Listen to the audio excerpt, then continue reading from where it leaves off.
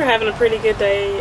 My sister was here on vacation from Colorado, so we had just had a party. Everybody was hanging out the day before, and it was just a family gathering.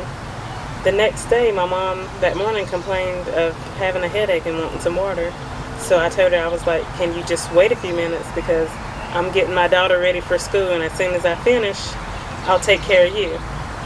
Well, not too long after I dropped my daughter off at school, I came back and she was acting kind of weird, so I asked her, I said, Mama, are you okay? And she was looking at me kind of weird, and then she started to shake uncontrollably. And at that moment, I assumed that she was having a seizure. So I called 911. They came. She was still shaking. It was about 5 or 10 minutes. And eventually, she ended up at the hospital. They put her in an induced coma, and she didn't wake up for 2 months.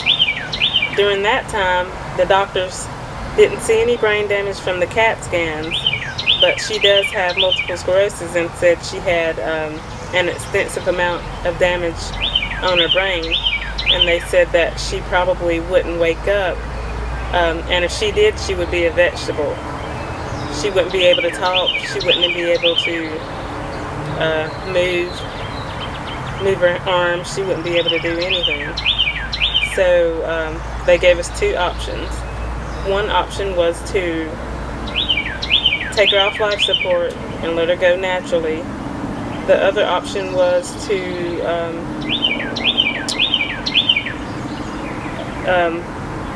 surgically insert put her on the ventilator and give her a trach and a feeding tube.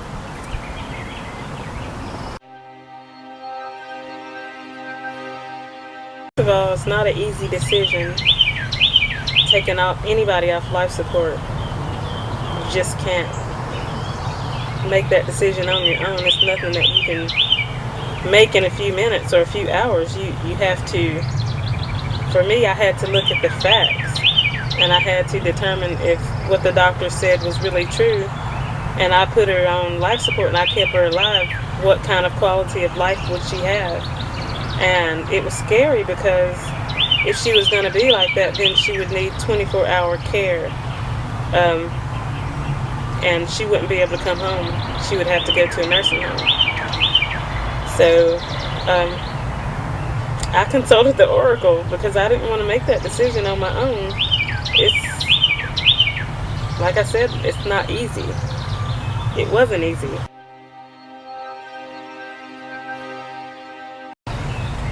Basically, it told us not to take her off life support, go ahead and put her on the ventilator, and that it would be gradual progress, meaning that it would take a long time before her body was able to heal and recover, if she was going to be able to recover at all.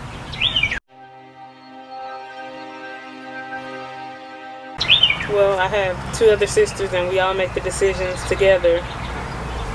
One sister wanted to take her off life support because she told me she didn't want to see her like that. She didn't want her to be here and be a vegetable or be a burden.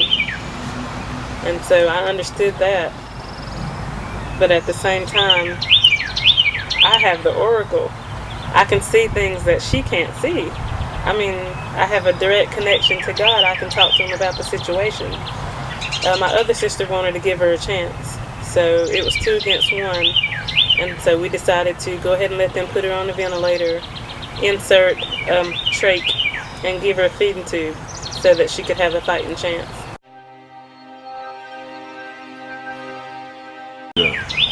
Well, she ended up, they put her on the ventilator, they inserted the trach and the feeding tube,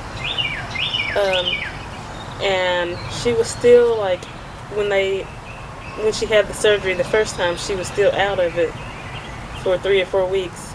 So I began to get scared, and I wondered if I had made the right decision. But gradually she started to come along, and now she's doing better. She's eating. She's doing a lot of things that the doctor said she couldn't do.